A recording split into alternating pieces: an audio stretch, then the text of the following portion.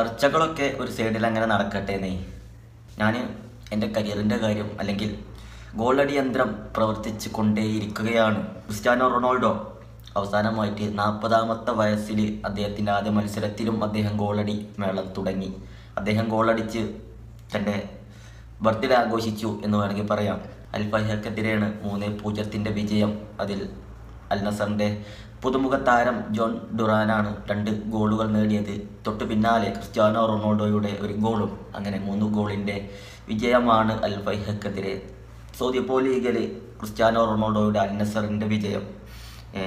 924 career ഗോളുകൾ total.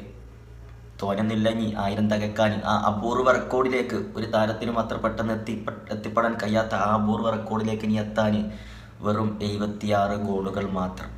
76 goal കൂടി അടിച്ചാൽ ആ അപൂർവ റെക്കോർഡും തൻ്റെ പേരിലാക്കി കരിയറിൻ്റെ അവസാന ഘട്ടത്തിൽ കടന്നു പോകുമ്പോഴും അദ്ദേഹം റെക്കോർഡുകൾ നേടിക്കൊണ്ടിരിക്കുന്നു. റെക്കോർഡുകൾ സ്വന്തം പേരിലാക്കിക്കൊണ്ടിരിക്കുകയാണ്. 65 സൗദി പ്രോ ലീഗ് ഗെയിമുകളിൽ 65 ഗോളുകളും ക്രിസ്ത്യാനോ റൊണാൾഡോയുടെ വക. ഏത് ലീഗിൽ പോയാലും, ഒരുപാട് ലീഗിൽ അദ്ദേഹം കളിച്ചിട്ടുണ്ട്. ഏത് ലീഗിൽ പോയാലും അദ്ദേഹത്തിൻ്റെ ലെവല് അറിയിക്കും എന്നുള്ളതാണ്. അതുപോലെ തന്നെ ഈ സീസൺ സൗദി പ്രോ ലീഗിൽ 16 ഗോളുകളുമായിട്ട് അദ്ദേഹം 1ാം സ്ഥാനത്താണ്. 14 ഗോളുകളുമായിട്ട് കരീം ബെൻസിമ 2ാം സ്ഥാനത്തുമുണ്ട്. ഏതായാലും ഈ ബർത്ത്ഡേ സമയത്ത് അദ്ദേഹം ഒരു വീഡിയോയുമായി വന്ന് ഒരുപാട് കാര്യങ്ങൾ സംസാരിച്ചു. അതിനെ അനുകൂലിച്ചും പ്രതികൂലിച്ചും ഒരുപാട് ആളുകൾ വന്നു. എല്ലാവർക്കും പറഞ്ഞത് ഇഷ്ടപ്പെട്ടോണം എന്നില്ല. അതുകൊണ്ട് തന്നെയാണ് അതിൻ്റെ കാരണം.